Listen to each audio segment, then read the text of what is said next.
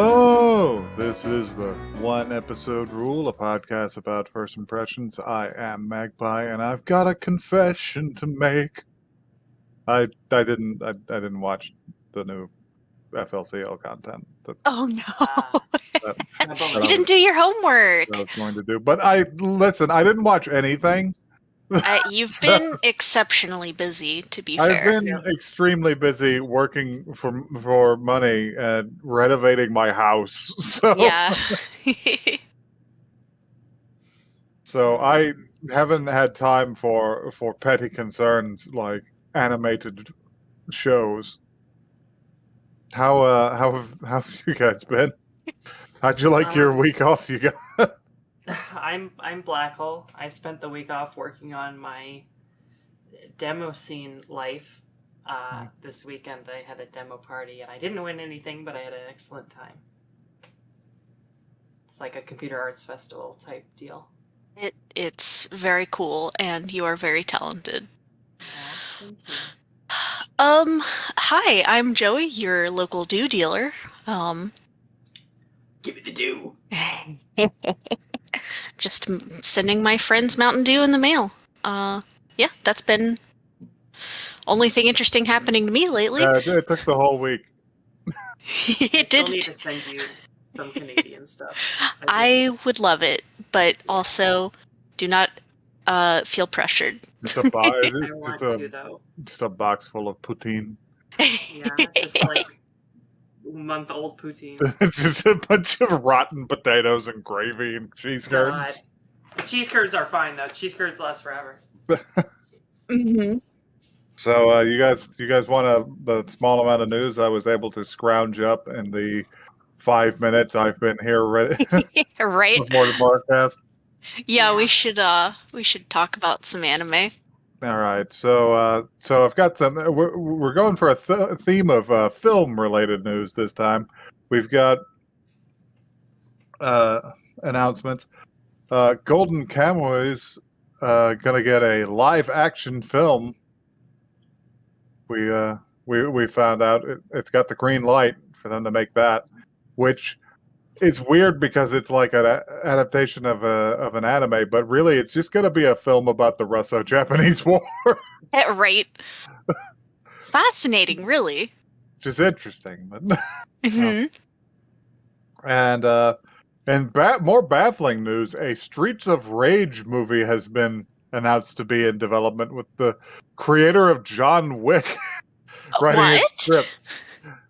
I don't know why they have greenlit a video game adaptation for a series that has not existed for 20 years. Look, people these days are so deep in the content mines that they're just like, is this anything? I don't know. Okay, well, Streets of Rage 4 came out in 2020. Yeah. But I don't know if it had enough cachet to push a feature film. Right. Like, I don't know. I didn't hear a lot about it personally, but maybe. Apparently it's coming. Apparently it's going to come out of the same producer that Sonic did. So I don't know what to think about any of this. The combinations. It's completely mysterious. So I guess I'll watch it. When it comes out. I mean, might as well. So yeah, that's the news I've got. I left it to y'all to figure out what we were gonna watch. Yep. And by y'all, it fell to me. And I have decided to pick something that seems like it might be okay, I think. But I know nothing about it. So this week we are going to watch Princess Jellyfish. All right. That seems cool. Yep, let's see what it's all about. Let's do it. Yeah.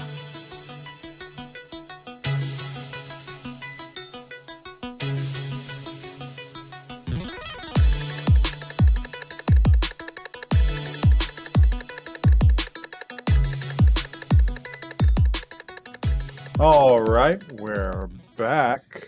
I got a blurb here somewhere. I think I'll read it. I haven't read a blurb in a while. Give me the blurb. Yeah. Oh, Give us the blurb. do you want the No, blurb? I don't want to read it. No, I don't want to read it. Are you sure? Are you sure you don't Sure. want to read the blurb? I'm sure. Just flop it down. All right. I'll just read this straight off of my anime list. Ever since her late mother took her to an aquarium when she was young, Tsukimi Kurashida has been obsessed with jellyfish, comparing their flowing tentacles to a princess's white dress. Now living with 5 other unemployed oh, they're all unemployed. That's not good. I Yeah. did not clock Concerning. that. 5 other unemployed otaku women. 19-year-old Tsukimi spends her. That's not even correct. The dub. Never mind. He was Spends her days. specifically 18. She specifically said she was 18. Spends her days as a social outcast, dreaming of becoming an illustrator. However, her life changes forever when one day a beautiful woman unexpectedly helps her save a jellyfish from a local pet store. From then on, the stranger, confident, fashionable, and the complete opposite of Tsukimi and her roommates, begins to regularly visit the girl's building. This trendy hipster, though appearing shallow at first, harbors some secrets of her own, starting with the fact that she isn't really a girl at all, but a wealthy male college student named Kuranosuke Koibuchi. Koibuchi. I love Koibuchi. Like Moochie. Koibuchi. Come on down to Koibuchi's and get yourself a pizza pie. Jesus Christ. We're dying over here. All right. We should mention before we start this rundown is that we watched the dub version, and I don't know about you guys. The dub was okay. The voice acting was okay, but Yeah. the Mixing was bad. The It was mixing- hard to understand a the lot mix- of the lines. the mixing wasn't great. Although I think that's actually on purpose for that one character, and you know who I'm talking about. Yeah. Yeah. But the refusal to subtitle anything, even text in Japanese. Right. There was a couple of things that was captioned. Well, there was nothing that was captioned in what I watched because I had to watch it on a different site because it didn't work. So, Uh-oh. so I had no captioning whatsoever. Yeah, you would think that they would have something like that built in. But yeah, usually it's baked into the file. That's what I'm saying. Just like it used to be baked into VHS tapes. Mhm. But anyway, let's move on with this. Okay, so our character here is we'll call her Tsukimi because that's the most pronounceable for me. Yeah. Well, that's what they usually Yeah. called her anyways, so. Yeah, that seems to be her given name. So Tsukimi, she does. We open on a scene of her at the aquarium in her hometown on the coast. When she was a child, yes. She was a child appreciating some jellyfish with her mother. And you know what? I'll save my thoughts on jellyfish until later. Yeah. But she's appreciating them, and they have a conversation about how when she grows up, her mother wants to sew her a dress that look just like a jellyfish's flowing tendrils because they look just like white lace. And it's just like, oh, that's all very nice. And they were talking about how anybody could grow up to be a beautiful princess, and then we get to see her grow up. So Tsukimi grows up into a person who is not that much taller than she was as a child, and she really is just a sweatsuit wearing wallflower. And I don't know whether these elements of character design are simply to make her look more unique or to emphasize the fact that she's not taking care of herself. But I don't know. I'm trying to decide whether her eyebrows are meant to be unique to her or just appear to be ungroomed. Yeah, they were just kind of like fuzzy. But it would only emphasize that when it would like zoom in on her face. I liked it. I think that it was more of a supposed to be like a looking unique sort of thing. Okay. He has my eyebrows. That was my take, but I was split about 50-50, but on my opinion there, because I was just like, it could be this or it could be that, and it's just like the other option feels a little crass, to be honest. No, my take is that, like, okay, these are like normal looking human beings as opposed to the inhuman anime person that we see. They're You know not what I'm anime saying? people. Exactly. These are like, like they have, we've got characters with like chubby faces. They're We've got people you see on the characters. bus. Exactly. These are normal human beings, and I People you like see that. grocery shopping. I do appreciate that, and we'll talk about that later because I was going to talk about how much I like character design, but so yeah, so she's not. She looks like a normal person, but she doesn't think that, which is the thing. That could be the crux of the issue. She's got some bad self-esteem, Yeah. which I understand. I had that for a long time.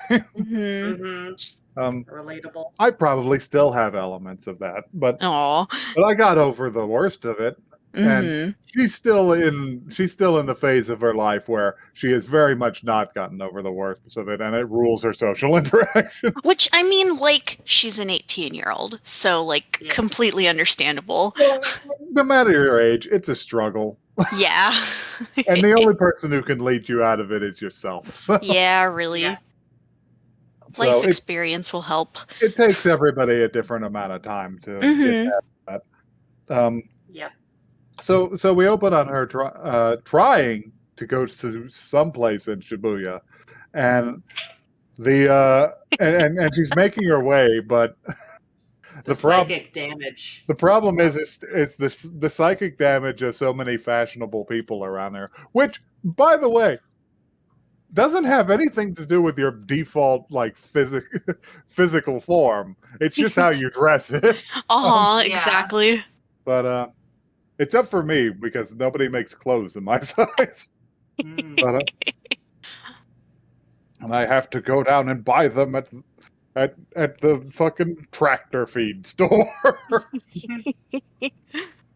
But yeah, she doesn't make it. She gets about halfway up a public like staircase in Shibuya and sees a gigantic advertisement of a beautiful woman and says, "No, I have to go home. There's too many people here." Which I feel that for different reasons. It's one of the reasons I was always uncomfortable in malls, but that has more to do with like people being inside my bubble of personal space, which I feel is like twice the size of other people's. Right. So she does have to return defeated to hang out with her friends at their apartment building. So her friends are all freaks. This is fine. Yeah, we love this. We love to see it. Building full of freaks, interesting characters. They all appear to share kind of the same crippling social anxiety. They all have anxiety and special interests, and I love them. Their special interests are how they will defeat their anxiety. But yeah. So going down the list, we have Train Girl, who I believe is called Banba, who is just looks like a character from Earthbound or something, just wearing a big striped shirt and with a big like afro hairstyle, big poofy hair, just covers the whole upper half of her face. Likes to talk about streetcars and trains. That's cool. Many people like trains. I think my anime list is not being like helpful with this, but we'll see if we can find out. Oh, okay. Here's another one. I think Chieko. Yeah, Chieko, I believe, is the landlady's daughter. So the default super of the building. Dresses is like brown and dresses in traditional Japanese clothes, and appears to have like a whole collection of those little dolls that. Yes, and she talks to them and dresses them up. She talks to them and dresses them up, and that's fine. But you ever encounter like like a thing from another country that is so foreign to you that you don't even know how to talk about it. Right? Like, what do you even call You this? can't even look it up because you don't know any of the relevant terms. She's just Yeah. like a doll freak. Like, But she really likes dolls, and I think they're the same dolls from My Dress Up Darling. So that's what you get. Listen, and Tsukimi brought a gift for each of them Mhm. back from Shibuya, and hers was a little piece of cloth with a lovely pattern for a doll person to wear. mhm. Mhm. And she brought the train girl picture on an ancient digital camera of Streetcar. Uh, Yeah. okay, who else we got? I'm looking for. Is it Gigi? Is it who's the one nobody can understand? Yes, it's Gigi. Okay, so I clicked on her profile on my anime list, and I didn't expect to learn anything, but I did just learn something. So I didn't know what this character's special interest was. I thought it might be like butlers or something. Apparently, her special interest is just mature old men, Just old men, and that's it. just like the kind of old men that you would see, sitting outside of a cafe all day complaining with their friends. Mm-hmm. God, um, that's great. in the park feeding their pigeons. She also speaks with such a low register that I did not actually pick up nearly a She's single really complete line of dialogue from her. she's really quiet and She just also, I will also say that she appears to be the happiest of the group, despite her quietness. Mhm. Because Hmm. She seems like she's having a great time. she seems to be vibing and enjoying her pictures of old men that she fucking carefully preserves with some sort of spray Some sort of varnish. like hairspray. And lastly, oh god, where's that lady's name? My favorite of them, despite how grating she is, Mayaya. Uh, Mayaya appears to be 7 feet tall. Wears a green tracksuit, and appears to be obsessed with the Three Kingdoms era of Chinese history. Yes. Yeah. To the point where Tsukimi brought her back some of those little pop capsules, the gachapon thing, Yeah. containing minifigs of fuck, all the people from fucking Dynasty Warriors. Okay. Yeah, pretty Mhm. much. She just goes to her room and she's yelling about how what did she say? The blood of my I will not waste the spirit of my father nor my Yeah, mother's exactly. blood. Exactly. She's really into hot-blooded Chinese warriors from Yes. 800 years ago. The only She thing I know for sure is that she didn't get Lu Bu, okay? she has so much energy in her and little she, in her she tall body. and she clearly has no taste, for he cannot be defeated upon the field of battle. Yeah. Yeah. Was the warrior of the East or whatever the fuck. Right. Here's what you all need to know about Lu Bu is that I know him from Dynasty Warrior games, that for whatever reason his character design in it has these two tassels that come out of the top of his helmet to make him look like a giant hissing cockroach. Yeah. Yes. All right, so that's the crew, right? And Mhm. they commiserate with her on the fact that no, she couldn't make it through Shibuya. So they all retire to their rooms after they have a brief conversation about how people want to, like, lots of people want to move into the apartment complex the same way Tsukimi did, which is because she knew these people online. But if they don't know you, they can't judge your character. So Mhm. they've had to keep turning people down.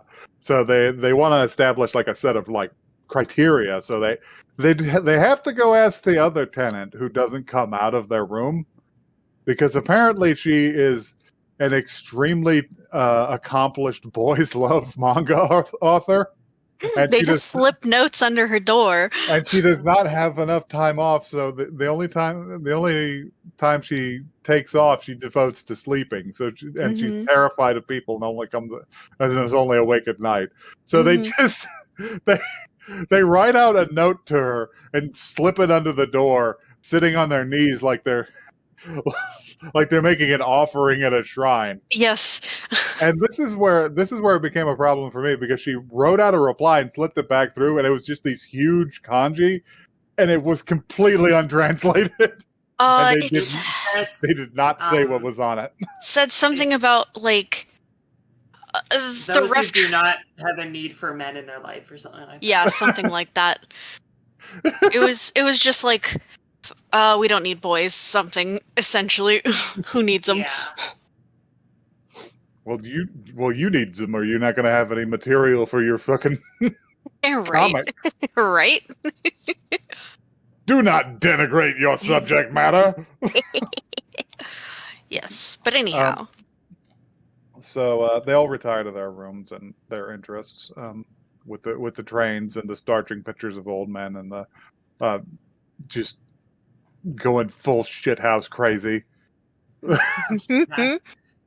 That one girl has way too much energy. She does. I love her.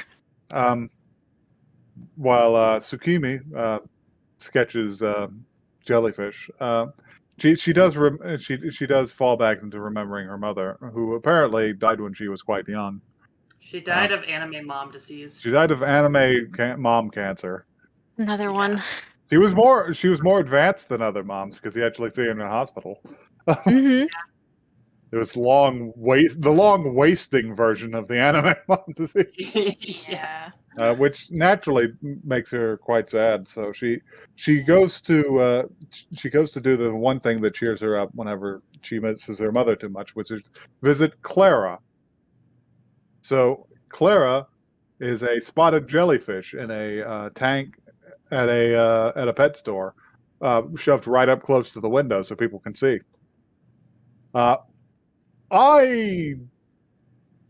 Knowing what I know about aquariums, jellyfish would not be my first choice for aquarium fish. I feel like I don't know if this is true, but I don't know that you can keep them like that. I feel like they just die.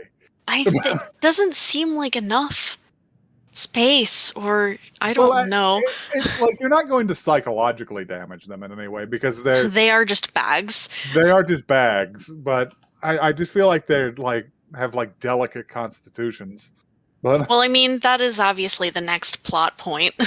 So yeah, she goes to visit Clara and notices that they have placed another jellyfish. They've placed a moon jelly in there, which causes her to have a panic attack, because having become obsessed with jellyfish, she knows that the excretions of a moon jellyfish will actually weaken the cellular structure of a spotted jelly. So if you put them in the same tank, the spotted jelly will just die eventually.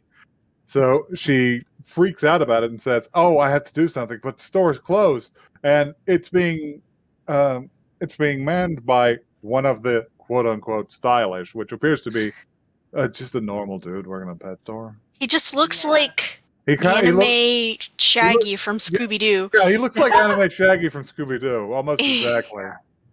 Well, gosh. Wait, no, not Goofy. That would be weirder.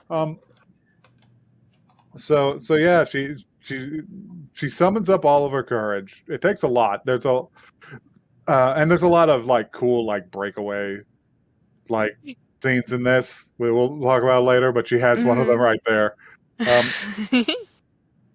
And she summons up all of her courage to knock on the door, and the guy comes up and he's just like, "Hey, we're closed, right?"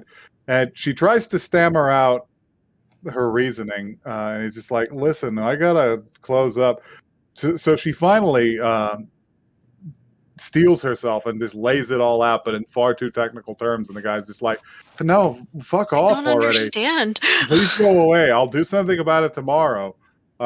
apparently tomorrow will not be good enough. And he keeps trying to close the door on it. She finally just shoves her whole ass head in there. Yeah. Which causes this dude to freak out. He's like, oh God, I'm going to be Oh robbed. God, I'm going to be, is this how it happens? Is this how I lose my job? I'm going to be attacked by a fucking 5 foot nothing sweatsuit gremlin. So yeah, they struggle a little bit, and she does unfortunately go rolling back. I don't think he meant to like No, probably toss not. her, because he just seems like a normal, if a little careless dude. Yeah. But she does go rolling all the way back, and lands up against somebody's leg. And as we pan up, we see that it is a tall, picturesque, beautiful. I guess beautiful. The style is not what I would choose, but it's a little, it's a little gauche, if you would ask me. But you know what? Dramatic. Nobody's asking me. But yeah, this is. I would describe this character's outfit as if JoJo's Bizarre Adventure was a shoujo. Yes. That's what this character looks like. Yes. And she says, "Hey, what the hell's going on here? Why are you just throwing people out in the street?" And he's just like, she's trying to break into the store." And Tsukimi explains to her why, and she says, "Well, why not just take it? It's gonna die anyway." Take the jellyfish. Hop to it, shop boy. Like, yeah, she's very imperious, and the guy's just like, "But my boss," and she's like, "Just tell him it died. It was gonna die anyway." Right. And he's just like, and so apparently it works out, because the next scene is them walking down the street, and yeah, they have the shitload of stuff required to keep a jellyfish alive. Yeah.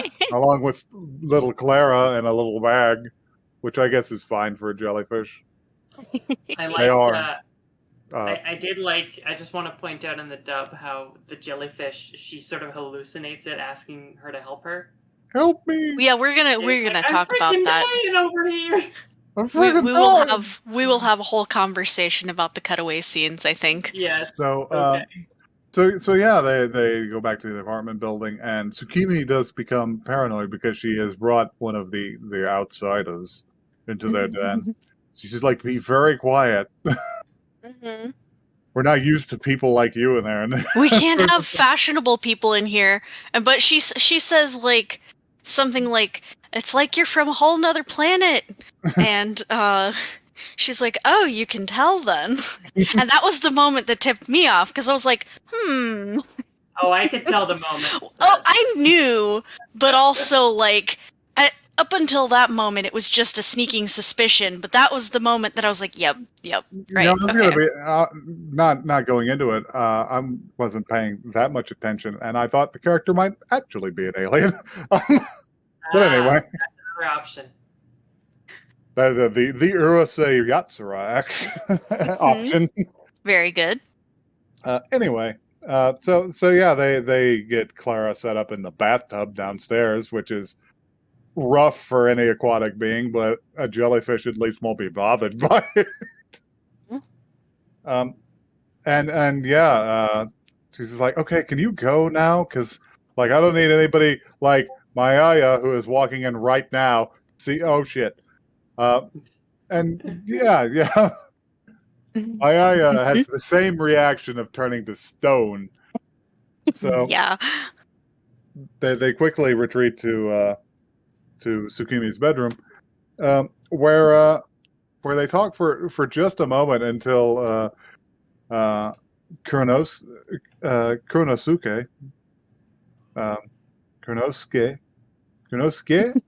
like Sasuke. Kuronosuke. That's it. There we go. See, it happens to me sometimes. You got there eventually. Kuronosuke says, "Hey, can I just borrow this for a second?" And rolls over in one of Tsukimi's comforters and just goes immediately to sleep on the floor. It has a floor nap. She like, is literally like, power nap. Just gonna take a little power nap here as I party and all that. Yeah, it's very good. Sometimes the fatigue just hits you. Sometimes. Sleep, like, Which Tsukimi doesn't really want, but decides not to do anything about. So we'll cut to the next morning, and she wakes up and she's just like, oh yeah, oh it's a wig because Kuronosuke has big pink hair. Yes. And she's like, oh, it's a wig because she steps in it. And she's like, hair. She tries to put it on herself, and I think the look could favor her if she just adjusted the damn thing. Right, Yeah. didn't have the other hair poking through, and you know. She didn't even put it on right. God. Right, exactly. Have some dignity. Make an effort at least. But yeah, while she's doing that, Kuronosuke wakes up and says, "Oh yeah, you can just buy those for like how much was it? I don't remember. It's like 20,000 yen. Is that it? I don't know yen. Still, it's like a couple $100. It's like a couple. It came out to be like $200 or something. Yeah, something around there.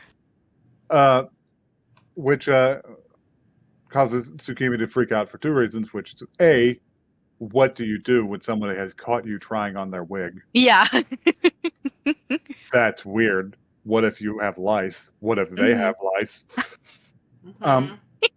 And secondly, the fact that Kuronosuke is stripped all the way to the boxers and a dude, and says so. It's just like, oh yeah, I didn't. Oh yeah, I cross dress.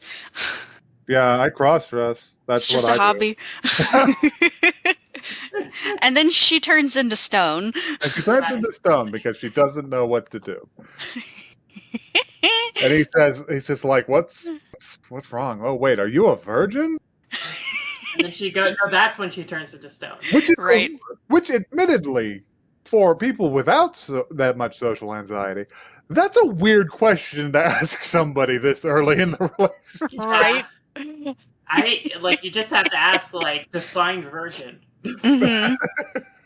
Yeah. Because it gets a little complicated. Be like, I would just go into a tangent about how that's a social anyhow. Yeah.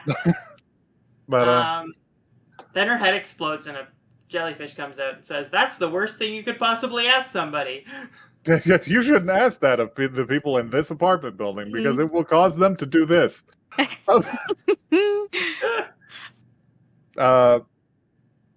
So yeah, he's just like, oh shit, do you have any makeup remover? And she's like, of course I don't have makeup remover. I don't wear makeup. And he's just like, really? I'll just go wash my face in the sink. You can't go out there. You can't go out there. You're not even dressed. Yeah. Which I kind of wish I would have seen anyway, because the effect of this shirtless man just walking through the foyer would be great. Yeah. I suspect everyone would react thusly. But yeah, and that's pretty much the end of the episode, because it's just like you have to get dressed and put your wig on. Yeah. And I assume that's how it's going to go with the wacky friendship of these characters. And Kuronosuke will teach them all to be more confident in themselves. Hopefully. So what kind of thoughts do you guys have? We got to talk about the cutaways. We got to talk about cutaways. We got to talk about the cutaways. There's a lot of cutaways and a lot of references in this, and I do appreciate pretty much all of them because they don't stick around long enough to irritate you. Yes. The whole opening was just like a big I was gonna say all of the references in the opening, like I noticed like Singing in the Rain, there was Star Wars, James Bond. Star Wars was even better once you've actually been introduced to these characters. I know. Because you realize that Darth Vader is like an old man and he takes his helmet off and the one girl just swoons. Yes. Because it's pretty good. Because she loves old men. She loves them. Is this like a silver fox chasing thing, or does she like? I don't even think it's that. I think this is literally just An aesthetic. God, I like- think they're neat. I just think they're neat. Exactly. Though she did say she packed a bunch of iron pills, which makes you think she is gonna bleed from the nose. Oh yeah, yeah. That Maybe. you got it. You put together the Oh God. bizarre Japanese joke that doesn't make sense in Western culture. I'm learning. You've learned so much about anime. Well, I could have probably pieced that together when we started the podcast because I didn't go in this blind, but You've seen enough Right. to know the nosebleed thing. We know about that Yeah. meme yeah. here. So yeah, apparently Clara the jellyfish is a recurring character, not just in I this love episode. Clara the jellyfish. I'm There was freaking dying over here. there was a freaking dying. whole scene where she's like, "You gotta save me! You can't just leave me here!" And she's like in a little wheelchair, and they're like in the Alps with like these little mountain Stands goats. up. She stands up out of the wheelchair. Yay! The goats are like dancing around her. This is like incomprehensible to anyone who has not seen this animation, but just I promise you, it's really fucking good. You Watch expect the to show see. for this scene. You really expect to see the fucking Von Trapp family in the background somewhere. Yes, exactly. Um, Uh, let's see. what other Ca- cutaways were there? Let's see. I like the gag when she's like, "We call ourselves the Sisterhood," and then there's like a little statue of a nun that pops Yeah, up. I laughed so hard. The abyss. Character designs. Okay, so I really like the show because it has like it seems to be going out of its way to prevent any same face. Yeah. Yes. Uh, To the degree Suki- at which it seems like all the characters are from different shows. a little bit. Not even that, because I feel like the styles are like close enough that you can believe that they all fit within the same world. And they're all executed in the same way too. Exactly. Same like line breath and stuff. But, Exactly. so Tsukimi makes a good protagonist. She's a little nerdy, you know, brunette, short, Mm-hmm. glasses, scraggly eyebrows. Mm-hmm. Mayaya appears to be like 7 feet tall. He's almost like what's the girl from Izuken? Is she the Kanamori type? Yeah, a little bit. I can see that. Well, who's the gremlin type for the other girl who wears the fucking bucket hat? I feel like she's the gremlin. Like the protagonist. What's her name? I mean, our main The character is an illustrator, so yeah, that's true. She's I need the to gremlin. watch. She's the I bucket need hat to. wearer. I need to watch Ozuka again. yeah. But Joe makes me happy. It was like, remember we like were watching that right when the pandemic started, and it was like our lifeline. Yeah, it was keeping us alive. Really and It was. truly. The, We were like, wow, there is still some joy left in the world. The landlady's daughter is like short and round and looks like she should be like announcing like the Witches of Baba Yaga or something in a Ghibli film. Mm-hmm. And the other girl is like completely normal, except for she's got a little bit of anime nerd girl in her. So like she has no eyes. Yeah. She's just got the silver glasses. Yeah. And she is inaudible. Yeah, not able to be heard. What else is there? I like everything. Animation was good. Animation was great. Yep. Like I liked the octopus illustration, not octopus, sorry, jellyfish illustrations. yeah, They were well done. Yeah, the stuff that Tsukimi did. I really like those sketches. They're nice. Yeah. They were beautiful. She should start an art station. She should start an art station. Agreed. She should start a Redbubble. Yeah, really. That was a joke, but that would take off. Probably. Jellyfish core. Yeah. I would support. So yeah, I don't know. Would you guys watch more of this? I do feel like I would watch more of this. I really liked this one actually, like quite a lot. I did enjoy it. This is if not. I was gonna watch anything that we've seen in the last couple months, this is probably it. Okay, this is not really my style of things, but it's also pretty charming. I'll give it that. Yeah. Kuronosuke gives me like, weirdly enough, gives me like weird, fucking Howl vibes. Oh yes. So, Very gender, if you ask me. yeah. Also, very that one episode of King of the Hill. Where Peggy gets advice from the drag queens. I have forgotten. I've never seen that one. But that's okay. That's okay. All King of the Hill information in my brain is taken up by things Dale Gribble did. So because I live in Texas and I swear to God I know people who are that. Yeah. you know this man. Man.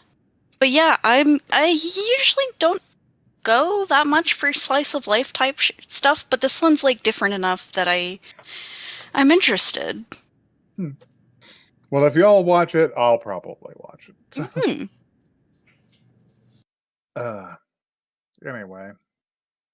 Anyway, listeners, if you have social situations that cause you to become literally paralyzed, you can't tell us about that at oneepisodecast@gmail.com.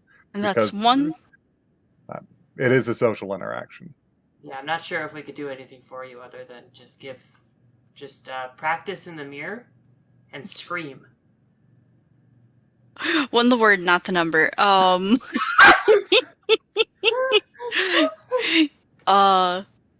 If you want to fail at social interactions with us on Twitter, we're also at OneEpisodeCast.